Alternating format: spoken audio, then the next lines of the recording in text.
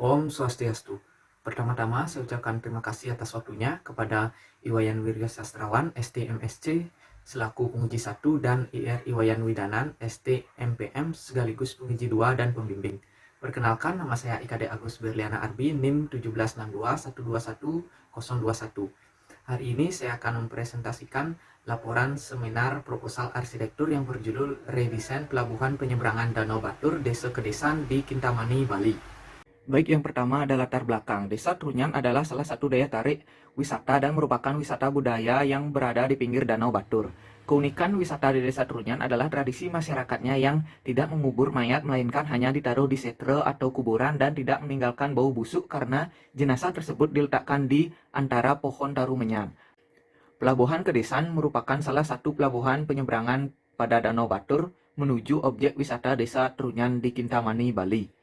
Menurut Kepala Dinas Perhubungan Bangli, I Gede Redike, fasilitas pendukung di pelabuhan sudah lama rusak. Cuaca di Danau Batur juga sulit ditebak, kadang angin cukup kencang disertai gelombang tinggi hingga air danau naik sampai areal parkir dermaga yang mengganggu aktivitas penyeberangan sehingga berimbas pada penghasilan dan masih banyak lagi fasilitas penyeberangan yang belum memadai. Iketut Nasto dan Observasi 2021. Dengan redesain pelabuhan Kedesan diharapkan dapat menyediakan fasilitas pariwisata yang baik dan nyaman bagi wisatawan sehingga nantinya dapat meningkatkan jumlah kunjungan wisatawan. Selanjutnya ada permasalahan dan tujuan. Berdasarkan latar belakang yang ada, maka masalah yang diidentifikasi adalah sebagai berikut. Yang pertama, zoning bangunan yang belum tertata dengan baik. Yang kedua, sirkulasi bangunan yang belum memenuhi standar. Yang ketiga, terminal pelabuhan yang terlalu kecil dengan kapasitas kapal yang banyak dan lahan parkir yang luas. 4. Modul bangunan yang kurang efektif sehingga sirkulasi menjadi terganggu.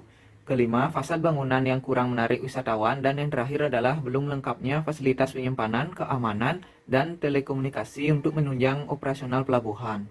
Tujuannya untuk merencanakan dan menata kembali fasilitas pelabuhan Kedesan, serta meningkatkan kualitas dan kuantitas juga minat wisatawan, sehingga memberi kontribusi pada peningkatan income masyarakat dari sektor pariwisata.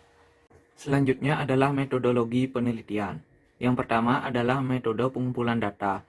Data yang dimaksud yaitu dibagi dua, data primer dan data sekunder. Data primer meliputi observasi dan wawancara. Data yang kedua adalah data sekunder, yaitu meliputi studi literatur dan studi objek sejenis. Yang kedua adalah tahap analisis data. Analisis data dapat dilakukan dengan dua cara, yaitu yang pertama teknik analisis data deskriptif kualitatif, yaitu melakukan analisis data dengan cara mendeskripsikan kualitas dari data yang diperoleh dengan menggunakan kata-kata, penggambaran sifat, dan karakter suatu topik yang dibahas. Yang kedua yaitu teknik analisis data deskriptif kuantitatif, melakukan analisis data dalam bentuk angka, dalam bentuk tabel maupun grafik. Selanjutnya yaitu tahap sintesis data, yaitu mengintegrasikan setiap data ke dalam kelompok-kelompok beserta faktor pengaruhnya untuk kemudian dicarikan pemecahannya melalui programming, konsep, dan desain. Sintesis data menghasilkan spesifikasi rancangan seperti lokasi, fungsi, sivitas, aktivitas, luas kapasitas rancangan, tema, program, dan konsep rancangan. Yang terakhir yaitu tahap desain, yaitu merupakan tahap akhir dari proses perancangan. Pada tahap ini akan menghasilkan alternatif-alternatif rancangan yang kemudian dilakukan pemilihan untuk mendapatkan rancangan yang paling sesuai. Produk dari tahap ini adalah set plan, layout plan, denah, tampak, potongan, dan lain-lain. Selanjutnya ada studi literatur. Pengertian pelabuhan danau. Pelabuhan danau merupakan fasilitas publik yang melayani kebutuhan angkutan dan penumpang. UU nomor 17 tahun 2008 tentang pelayaran. Selanjutnya ada persyaratan pelabuhan. Menurut Triatmojo 2015, untuk bisa memberi pelayanan yang baik dan cepat, maka pelabuhan harus bisa memenuhi beberapa syarat berikut. Yang pertama, harus ada hubungan yang mudah antara transportasi air dan darat seperti jalan raya atau kereta api. Dua, pelabuhan berada di suatu lokasi yang punya daerah belakang atau daerah pengaruh subur dengan populasi penduduk yang cukup padat. Ketiga, pelabuhan harus mempunyai kedalaman air dan lebar alur yang cukup. Keempat, kapal-kapal yang mencapai pelabuhan harus bisa merapat ke dermaga guna bongkar muat barang atau mengisi bahan bakar. Yang kelima, pelabuhan harus mempunyai fasilitas bongkar muat barang. Yang keenam, pelabuhan harus mempunyai fasilitas untuk mereparasi kapal-kapal. Selanjutnya adalah fasilitas pelabuhan penumpang.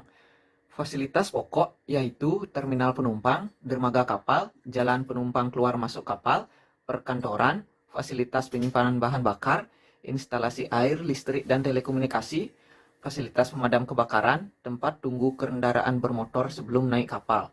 Yang kedua ada fasilitas penunjang, yaitu tempat penampungan limbah, fasilitas usaha yang menunjang kegiatan pelabuhan, areal pengembangan pelabuhan, fasilitas umum lainnya seperti peribadatan, taman, jalur hijau, pos, dan klinik kesehatan. Selanjutnya yaitu studi preseden. Yang pertama adalah Pelabuhan Ajibata yang berlokasi di Jalan Justin Sirait, Kecamatan Ajibata, Kabupaten Toba, Samosir. Pelabuhan Ajibata merupakan pelabuhan penyeberangan danau yang beroperasi di tepi Danau Toba, Sumatera Utara. Pelabuhan ini dibangun dengan konsep lebih modern dengan menerapkan tema neo-vernakular pada bangunannya yang mengambil bentuk bangunan tradisional Sumatera Utara. Selanjutnya ada Pelabuhan Sungai Duku yang bertempat di tepi Sungai Siak yang berada di Jalan Tanjung Datuk, Kota Pekanbaru, Riau. Pelabuhan Sungai Duku melayani pelayaran dengan trek Pekanbaru sampai Selat Panjang dan Pekanbaru sampai Bengkilis dengan pelayaran kapal pada Sungai Siak.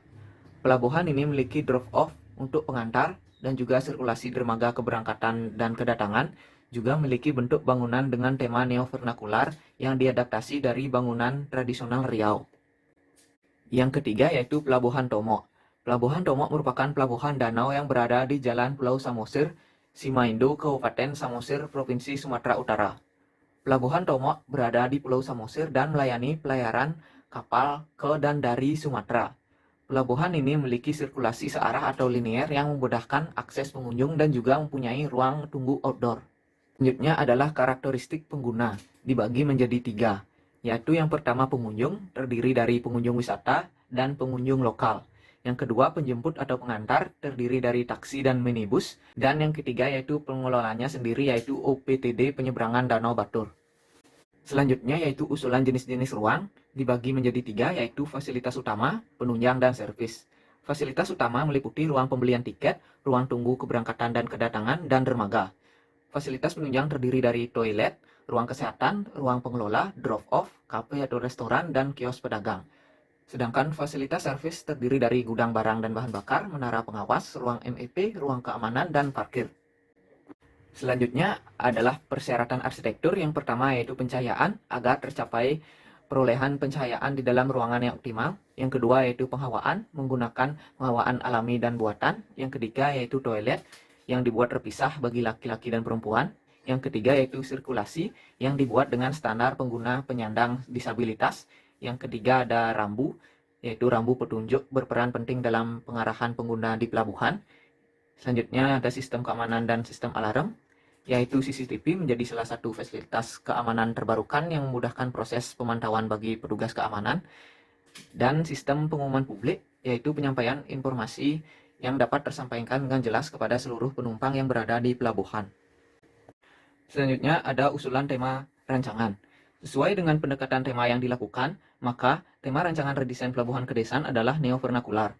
Neo-vernakular merupakan sebuah akulturasi dari karakter arsitektur lokal dengan modern yang dikombinasikan dengan bentuk fasad yang atraktif dan menghasilkan bentuk fasad yang modern tetapi tidak menghilangkan kesan dari arsitektur daerah Bali. Selanjutnya adalah tinjauan lokasi.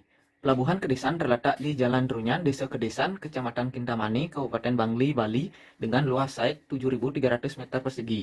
Karena sebagian besar daerah Kabupaten Bangli adalah dataran tinggi, hal ini berpengaruh terhadap keadaan iklim.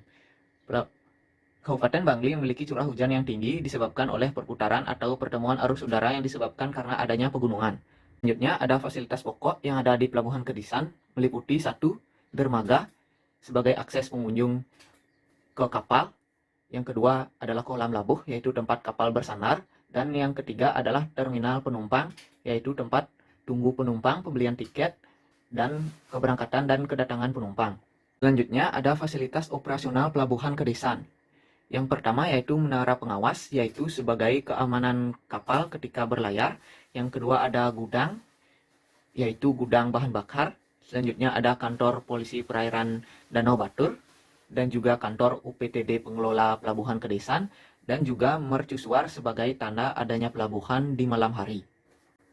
Selanjutnya merupakan fasilitas penunjang Pelabuhan Kedesan, meliputi areal parkir, stand promosi wisata daerah Batur, toilet umum, kios pedagang, fasilitas penghubung, rumah dinas, tempat suci, dan pos jaga atau keamanan.